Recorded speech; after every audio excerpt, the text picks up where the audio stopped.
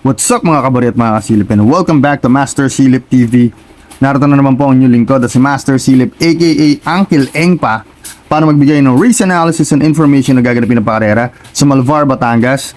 And it's a Sunday racing in Manila Metro Turf, July 16, 2023, and we have 9 races na lalargan kung saan lalargan din po today ang ating third leg of the Triple Crown Series. So silipin natin kung sino may mga malalaki at posibilidad na panalo. At kung bago lang po pala kayo rito sa channel ko, kindly click subscribe, like and share, at malaking tulong na po sa akin yan mga kabari at mga kasilip, no? And you may also leave your comment down below kung gusto nyo pong magpa-shoutout. And gusto ko lang din palang i-welcome yung mga bago nating subscribers, no? Maraming salamat sa pag-subscribe dito sa Master Silip TV. Sana makatulong po yung aking race analysis, no? And also gusto ko rin mag-thank you dun sa mga regular viewers natin. Maraming salamat sa walang sawang suporta na binibigay nyo rito sa ating Master Silip TV. And speaking of shoutout, no, shoutout ko lang yung mailan dito, no. Shoutout nga pala kay AGD88, ayan. And shoutout din kay Boy Sago na pinapa-shoutout ni Ilibert the Great. So yun. And shoutout din kay Erickson Miranda. Shoutout din kay Ricardo Galang. Ito regular viewers natin to, no. Maraming salamat Ricardo, And shoutout din sa ballers ng PCWHS Batch 92, especially kay Kagawad Pling na pinapa-shoutout ni Rolly Bet Baldos. Ayan. And shoutout din kay Ezekiel Divina all the way from Brunei na nagtatanong ba't wala raw akong tip nung nakaraan, no? And also shoutout din sa mga batang tundo, especially dyan sa Black 4 and kay Second Munsod. Ayan, maraming salamat po sa inyo mga kabari at mga kasilip sa inyong walang sawang suporta, no? And kaya hindi ako napag-vlog nung Saturday racing kasi sobra napagod ako, galing akong trabaho. Panggabi kasi ako. So ang uwi ko umaga, pag uwi ko wala, nakatulog na ako kagad sa sobrang pagod. Anyhow, bawi tayo today for Sunday racing. So again, we have 9 races na lalargan. Hindi ko na patatagalin to. Let's go ahead in 3, 2, 1, let's go! Race number 1 na po tayo mga kabari at mga kasilip. Start ng ating first winner take all event, covers races 1 to 7. Dito po sa race number 1 ay may 8 numbers in bettings with a distance of 1,000 meters. So maiden race, usual, pag sinasabi ko naman, anybody's race. Pero para po sa akin, ang first choice ko po rito is yung numero 4 na si Mendel Bell. Ito kasi medyo veterano na to rito sa grupo, no? Medyo mas mabibigat yung nilabanan na ito. Hopefully, makagraduate na si Mendel Bell, no? Basa ko rito, baka pwedeng siya na rin yung magdala ng marcha, or either way, sundan niya yung babandera na which is si may Little Annie, yung numero 6, no? So kaya ang first choice ko dyan yung numero 4 na si Mendel Bell. Second choice ko yung mauuna na rin na binanggit ko na si Little Annie. Well, etong si Little Annie, sumasabay ito sa unahan, especially kila Angry Maxine lumaban to, no? Hindi ko lang sure kung malulucha siya ni Samantha kasi wala akong idea kung may speed tong si Samantha. From what I know, alam ko meron, pero si Little Annie kasi mas iba yung area niya, no? Mas malalakas yung sinasabayan niya. So kung sakasakali na hindi makaremate or hindi siya masabayan ni Mendel Bell, tingin ko si Little Annie na yung pwedeng kumuha ng panalo. Again, dito po sa race number 1, ang first choice ko po is yung numero 4 na si Mendel Bell.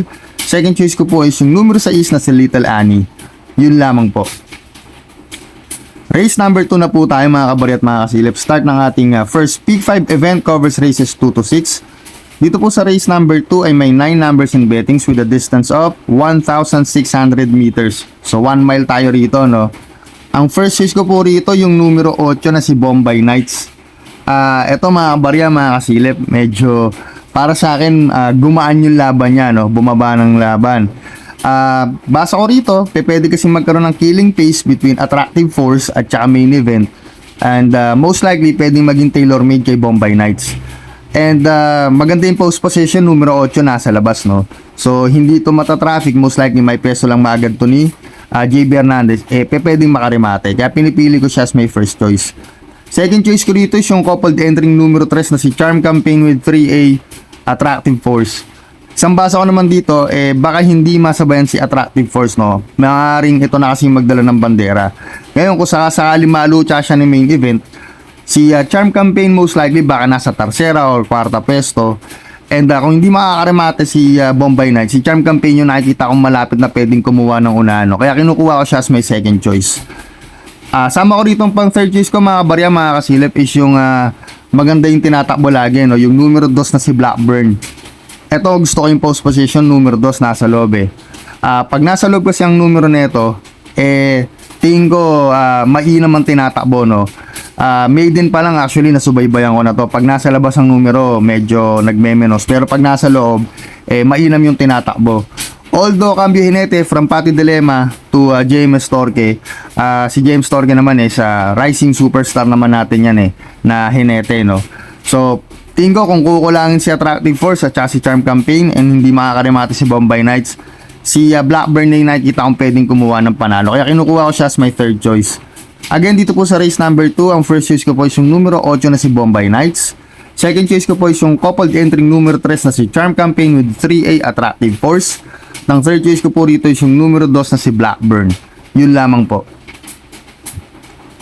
Race number 3 na po tayo mga kabari at mga kasilip. Start ng ating second winner take all event covers races 3 to 9. Dito po sa race number 3 ay may 8 numbers in bettings with a distance of 1,600 meters. Para po sa akin, ang first choice ko rito yung numero 5 na si Platinum Frolic. Kung inyong matatandaan mga kabarya, mga kasilip, inabot lang naman to, no? Nung unang takbo nito actually, may gumulo sa kanya, hindi siya nakaporma, and then tinalo siya ron, dumating siyang segundo. So tingin ko mukhang nagbatak lang si Caballo, no? Although na mukhang malakas yung pacing ng karera kasi nandiyan si Civics Class, Treasure Hunting, si Summer Brew, which is nakita natin na nanalo rin na banderang tapos.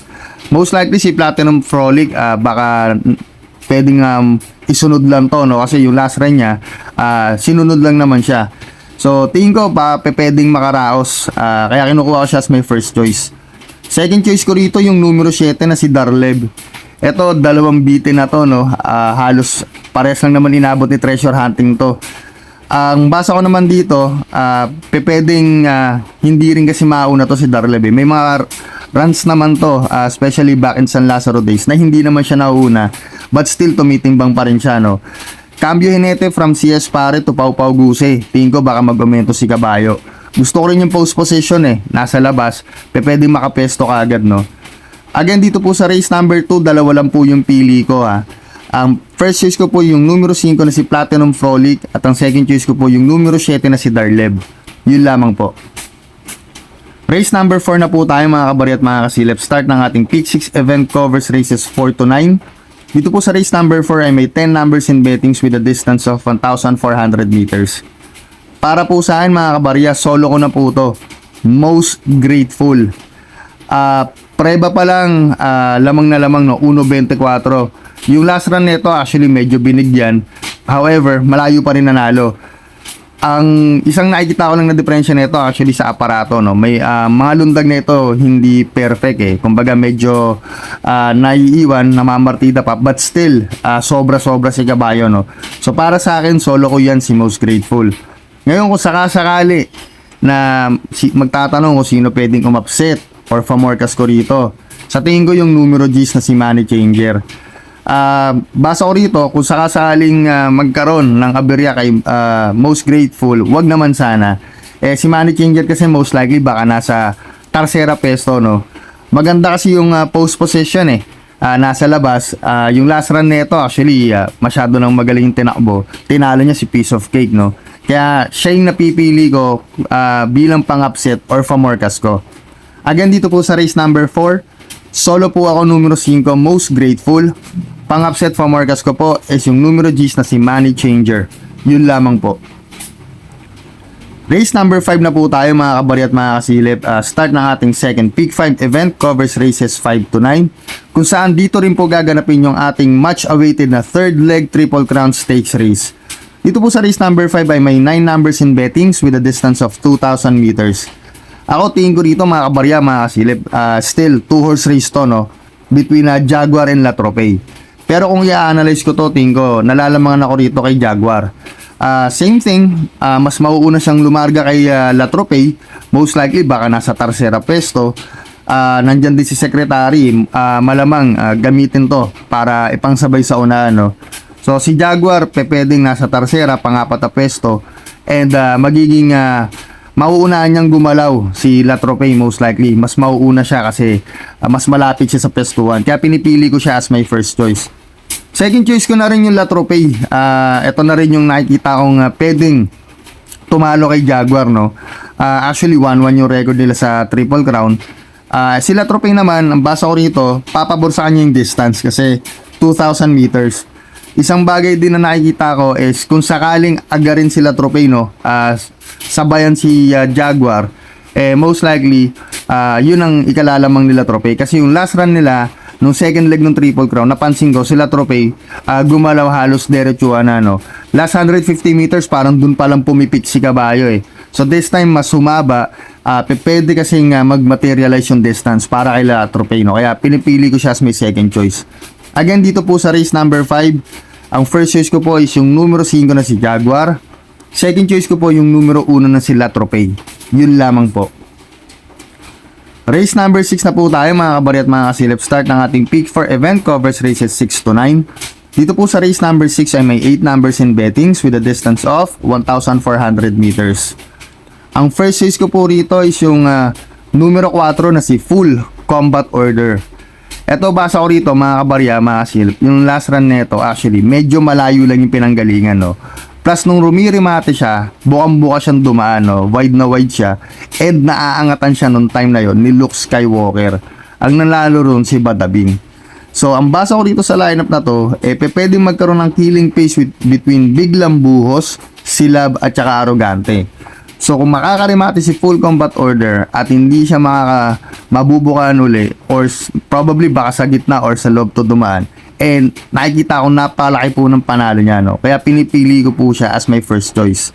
Second choice ko po rito is yung numero 5 na si Luke Skywalker. Ito naman mga kabarya, mga kasilip, nung nakaraan, medyo nahihilawan ako nung dala. However, kasi nanalo, kakwadro din naman nila si Badabing.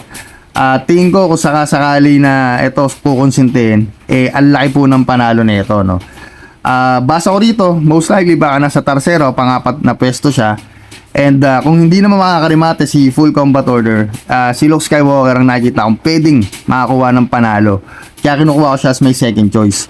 Sama ko rito pang third choice is yung sobrang inam nung ginalaw nung last run niya, no? Yung numero 7 na si Arrogante. Isang basa ko rito, baka hindi mapakailaman sa unahan to, pwedeng makabuo uli ng ere, no? From 127 to 125, sobrang galing nung inumento. So most likely pwedeng mag-improve pa si Caballo, no. At saka alam naman natin si Arrogante, galing naman talaga to sa mataas na grupo, no. So still, para sa akin nakikita ko na may panalo pa rin siya, no. Kung sakasakaling siya ay magdadalang ng marcha, makabuo ng ere, tingin ko pwede. Kaya kinukuha ko siya as my third choice. Again, dito po sa race number 6, ang first choice ko po is yung numero 4 na si Full Combat Order. Second choice ko po rito is yung numero 5 na si Luke Skywalker. At ang third choice ko po rito is yung numero 7 na si Arrogante. Yun lamang po. Race number 7 na po tayo mga kabari at mga kasilip. Dito po sa race number 7 ay may 14 numbers in bettings with a distance of 1,400 meters. Ang first choice ko po rito is yung numero 10 na si Fast Sailing. Ito mga kabarya, mga kasilip, natatandaan ko, tumakbo to kila Atomic Bomb, yung nanalo ron si Grand Laughter. Segundo siyang dumating doon na dikit, no. Medyo sumalto lang siya ron. Yung last run nito, hindi ko matandaan kung ano yung tinakbo niya ron. However, tingin ko pwede pa rin mag-aumento yung Caballo, no. And magaling kasi to sa basang pista, sa napansin ko, no? Kasi doon kaya Grand Laughter, ang galing ng tinakbo niya ron. Ngayon basa ko rito mga kabarya, mga kasilip, pwede kasi magkaroon ng killing pace between Axis Deviation, Sunnyside, Galloping Ghost, ayan yung mga matutuling dyan. So most likely si Fast Sailing, kung makakapesto agad to ng pang-4 na peso, pang-5, pwedeng makarimate to. Kaya kinukuha ko siya as my first choice. Second choice ko rito yung numero 7 na si Hombre. Ito na, segundo to nung last run niya. Well, actually, prior sa last run niya pala, no? So, tingin ko, baka sakali, kung kukonsintin ng connection, mukhang nasilip na rin naman si Hombre sa laban na yun, no? Kung makakapesto to ng maaga-aga sa tingin ko, pwedeng makakuha ng panalo to, no. Isa to sa nakikita kong may big chance to win, no. Kaya kinukuha ko siya as my second choice. Sama ko rito pang third choice yung numero 6 na si Red Soul. Ito naman mga kabarya, mga kasilip, may mga lundag lang to na hindi ganun kaganda, no. Pero pag to lumundag ng maayos at naipwesto agad to ni JMS Torque, sa tingin ko isa rin to sa horse to beat. Yung huling panalo nito, actually, siya yung humabol sa bandera.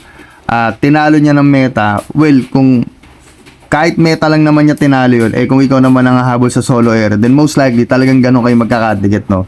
So kung sakaling magkakaroon ng killing pace and hindi makarimate si Hombre at saka si Fast Sailing, ang nakikita ko may maraming panalo na itong numero 6 na si Red Soul. Kaya kinukuha ko siya as my third choice. Pero itong race number 7 na to mga barya, mga kasilip, anybody's race to, ha. So paratingan din to ng ating first set ng winner take all. Magdagdag na lang po kayo kung meron kayong pinapalusot ng mga diado. Pero para po sa akin, ang first choice ko rito, numero G's, Fast Sailing. Second choice, numero 7, Hombre. Third choice, numero 6, Red Soul. Yun lamang po. Race number 8 na po tayo mga kabarya at mga kasilip. Last daily double event for Sunday racing. Dito po sa race number 8 ay may 14 numbers and bettings with a distance of 1,400 meters. Ang first choice ko po rito is yung numero 12 na si Maki Boy. Ito yung last run nito, nabitin to, no. Actually kila advance party yon. So medyo in doubt din ako ron sa tinakbo ni Maki Boy. Puro buka yung tinakbo niya. And yung last run kasi nito, hindi rin ganun kaganda actually yung inalis nito sa aparato, no. So kung lulundag to ng maganda, hindi naman din ganun kalakas yung pacing ng karera. Sa tingin ko, pwedeng maipesto si Maki Boy ng probably pang-5 pang-6, no. And maganda rin yung post position, numero 12, so hindi siya matatabunan. Kaya kinukuha ko siya as my first choice. Sama ko rito second choice ko mga barya, mga kasilip, yung numero 2 na si Anica's Will. Ito, napansin ko for the past few runs nito, medyo tinetesting tong kabayo na to, no. So kung sakasakali na hindi ganun kaganda yung takboy ni Maki Boy at hindi ganun kaganda yung ilundag niya sa aparato, tingin ko si Anica's Will yung nakikita kong isa sa may malaking panalo. Gusto ko yung post position numero 2, so tipid lahat ng kwartos. Kaya kinukuha ko siya as my second choice. Again, dito po sa race number 8, ang first choice ko po yung numero 12 na si Maki Boy. At ang second choice ko po is yung numero 2 na si Anica's Will. Yun lamang po. Race number 9 na po tayo mga kabarya at mga kasilip. Final race for Sunday racing. Dito po sa race number 9 ay may 14 numbers in bettings with a distance of 1,400 meters. Ang first choice ko po rito mga kabarya is yung numero 11 na si Kipi Taki. Wala akong makitang ganong katulin Mukhang siya yung magdadala ng bandera. Although nandyan si Eno Teresa Chair, pero most likely si Kipi Taki na rin yung mas mauuna sa kanya, no. Cambio Hinete, I believe from Amon Raquel to JB Hernandez, no. And yung last run kasi nito galing sa mahabang bakasyon, so mukhang nagpagpag ng kalawang. Sa tingin ko, pwedeng makaraos to si Kipi Taki. Plus, kagaya nga po na nabanggit ko, solo air po siya rito. Kaya pinipili ko siya as my first choice. Second choice ko rito yung numero 8 na si Kentucky Ring. Eto mga kabarya, mga kasilip, ang tingin ko naman dito, kung sakaling lumundag to ng maganda at maipesto ni IL Aguila, tingin ko isa to sa contender na pwedeng manalo. Plus, kung di ako nagkakamali, mainam to sa gabi, no, si Kentucky Ring.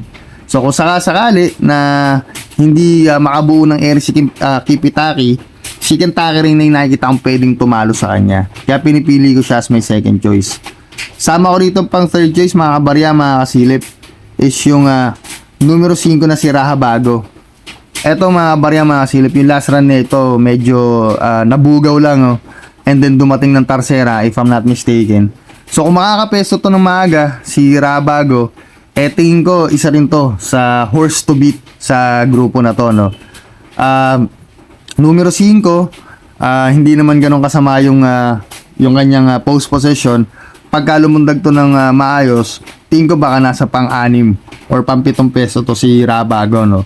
And kung makakarimate, most likely baka sa puro loob na rin ang daanan nito. Kaya makakatipid lahat ng ikot to, no. Kaya pinipili ko siya as my third choice.